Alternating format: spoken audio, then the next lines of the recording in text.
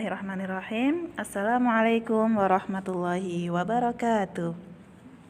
Kaifa halukum anak-anak ustazah semuanya? Mudah-mudahan kita semuanya senantiasa dalam lindungan Allah Subhanahu wa taala. Amin. Alhamdulillah, pada pertemuan kita kali ini kita akan belajar SKI, yaitu tentang keperwiraan Rasulullah Shallallahu alaihi wasallam. Anak-anak ustazah semuanya, sebagaimana yang telah kalian pelajari pada kelas 2 dan kelas 3 di semester 1 kemarin, bahwasanya sejak Rasulullah SAW diangkat menjadi nabi pada usia 40 tahun, orang-orang kafir Quraisy sangat tidak menyukai hal itu, karena Rasulullah membawa ajaran untuk menyembah Allah semata. Sedangkan ajaran kaum kafir Quraisy yaitu mengajak sesembahan kepada banyak berhala. Oleh sebab itu, sejak diutusnya Rasulullah menjadi seorang rasul atau nabi, maka orang-orang kafir Quraisy mereka menyerang Nabi Muhammad sallallahu alaihi wasallam.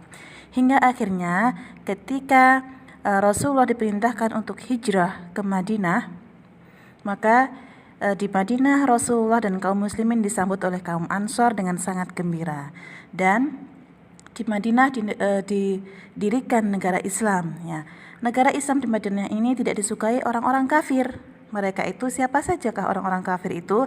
Yaitu terdiri dari yang pertama kaum musyrikin Mekah, yang kedua ahlul kitab yaitu orang-orang Yahudi dan Nasrani, dan yang ketiga yaitu orang-orang munafik. Jadi negara Islam di Madinah ini tidak disukai oleh orang-orang kafir. Orang-orang kafir ini terdiri dari kaum musyrikin Mekah, yang kedua ahlul kitab yaitu Yahudi dan Nasrani, dan yang ketiga kaum munafik. Nah, kaum musyrikin Mekah adalah pihak pertama yang memusuhi Islam dan kaum muslimin. Pada akhirnya ketika tahun kedua Hijriah terjadi peperangan. Peperangan ini terdiri atas yang pertama yaitu musyrikin memerangi kaum muslimin, yang kedua perdamaian, dan ketiga kaum muslimin memerangi kaum musyrik. Nah, pada tahun 2 Hijriah ini terjadi peperangan yang besar yaitu perang Badar. Perang yang pertama yang terjadi dalam Islam.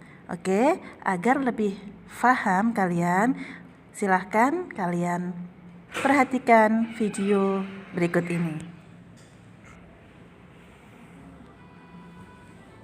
17 Ramadan, tahun kedua Hijriah.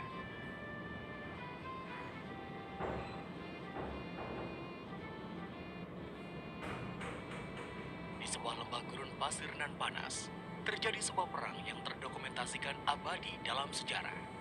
Inilah perang terbuka pertama kaum muslim melawan Quraisy Mekah.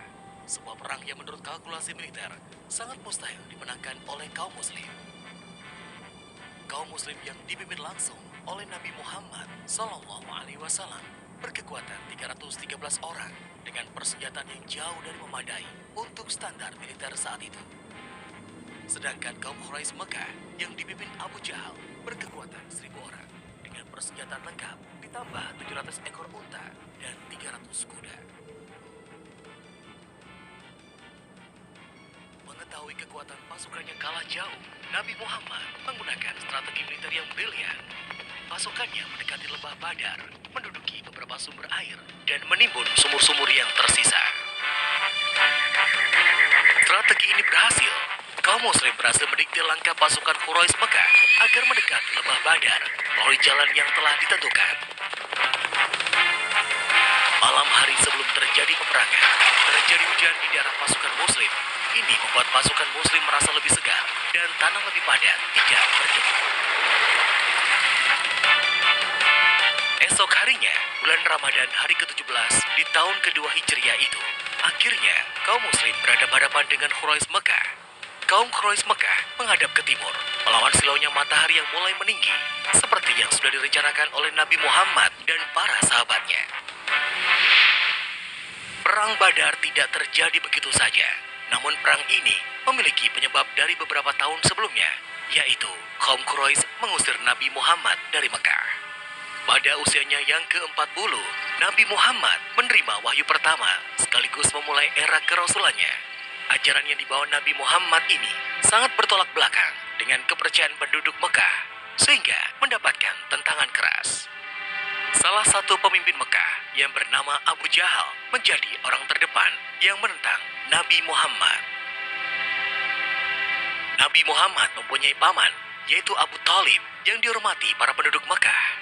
Ketika Abu Thalib masih hidup, Abu Jahal dan pemimpin Mekah lainnya lebih banyak membujuk Nabi agar tidak menyebarkan agama baru yang dibawanya. Mereka tidak berani berlaku kasar kepada Nabi. Kaum musyrikin Mekah ini risau dengan dakwah Nabi. Meskipun ketika itu, penduduk Mekah yang menjadi pengikut Nabi masih bisa dihitung dengan jari. Sepeninggal Abu Thalib, Abu Jahal dan kaum Quraisy lainnya tidak lagi mendapatkan penghalang untuk meneror Nabi Muhammad. Berbagai serangan yang cenderung kasar diterima oleh Nabi Muhammad. Setelah tidak bisa menghentikan dakwah Nabi dengan teror, Abu Jahal merencanakan pembunuhan kepada Nabi Muhammad untuk menghindari tanggung jawab tunggal. Abu Jahal membawa perwakilan dari seluruh klan yang ada di Mekah. Namun, rencana pembunuhan ini gagal total ketika yang ditemukan adalah Ali bin Abu Thalib, bukan Nabi Muhammad. Akhirnya, Allah memberikan perintah kepada Nabi Muhammad untuk meninggalkan Mekah menuju Madinah. Peristiwa pindahnya Nabi dan para sahabatnya ini kemudian dikenal dengan istilah hijrah.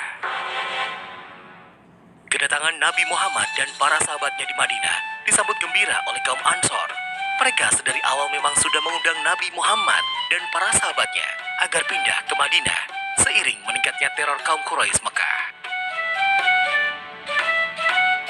Ansor artinya adalah penolong. Sebagian penduduk Madinah yang sudah menjadi muslim menyediakan keperluan untuk Nabi Muhammad dan sahabatnya. Sedangkan para sahabat yang mengikuti Nabi hijrah ke Madinah disebut dengan kaum muhajirin.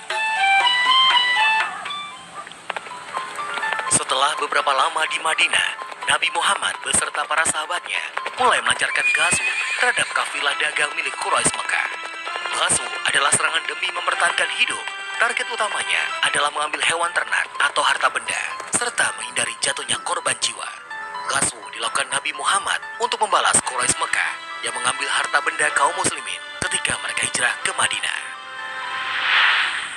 Hingga pada akhir bulan Rajab, tahun kedua Hijriah, kafilah dagang milik Abu Sufyan dari Syam menuju Mekah yang melewati dekat Madinah diserang oleh kaum muslimin. Abu Sufyan dan kafilahnya berhasil meloloskan diri. Bahkan Abu Sufyan sempat mengirim orang untuk meminta bantuan ke Mekah. Kaum Quraisy Mekah yang telah jengkel kepada kaum muslim di Madinah segera merespon dengan mengirim pasukan perangnya. Perang pun tidak terelakkan. Hari itu, pada 17 Ramadan tahun kedua Hijriah, kaum muslimin dengan kekuatan yang tidak memadai harus berhadapan-hadapan dengan Quraisy Mekah yang unggul dalam jumlah orang dan persenjataan. Di perang tersebut, dalam pasukan muslim terdapat 3 sahabat yang kelak menjadi pemimpin umat Islam, yaitu Abu Bakar, Umar bin Khattab, dan Ali bin Abi Thalib. Perang dimulai dengan pertarungan kecil.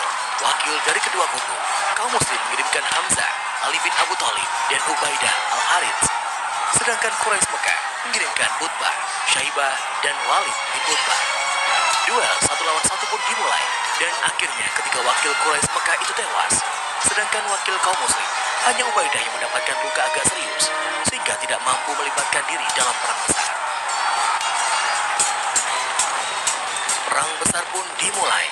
Kaum muslim terbagi dalam 3 bagian, yaitu kanan, tengah, dan kiri. Mereka bertempur dengan menjaga jarak sambil melepaskan anak-anak panah. Mereka terkoordinir dalam satu perintah langsung dari Nabi Muhammad. Sedangkan Quraisy Mekah berperang tanpa koordinasi yang jelas.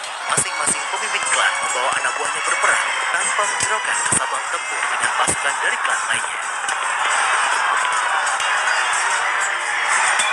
Pertempuran pun terjadi dengan sengit, suara pedang beradu, diselingi dengan hujan anak panah, memenuhi lembah Badar.